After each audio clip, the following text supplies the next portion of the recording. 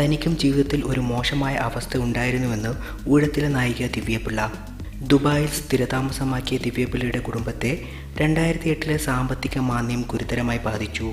അച്ഛൻ അതുവരെ കഷ്ടപ്പെട്ടുണ്ടാക്കിയ എല്ലാം അതോടെ നഷ്ടമായി. എന്നാൽ തളരാൻ ഞങ്ങൾക്കാവുമായിരുന്നില്ല. ഒന്നിൽ നിന്നും പിടിച്ചുകയറി. എന്നും ഒപ്പമുണ്ടാകുമെന്ന് കരുതിയവർ പലരും പണമില്ലാത്തതോടെ കണ്ട പാപം നടിച്ചില്ല. സഹായിക്കാൻ ശേഷിയുണ്ടായിരുന്നവർ തിരിച്ചു കിട്ടിയേക്കില്ല എന്ന ഭയത്താൽ തങ്ങളെ ഒഴിവാക്കുകയും ചെയ്തു. അന്ന് സഹായത്തിനെത്തിയവർ പലരും ഒട്ടും പ്രതീക്ഷിക്കാത്ത ചിലരായിരുന്നുവെന്നും ദിവ്യ പറയുന്നു. ദിവ്യ സിനിമയിലെത്തിയത് ഫഹദ് ഫാസിൽ ചിത്രമായ അയാൾ ഞാനല്ല എന്നതിലൂടെയാണ്.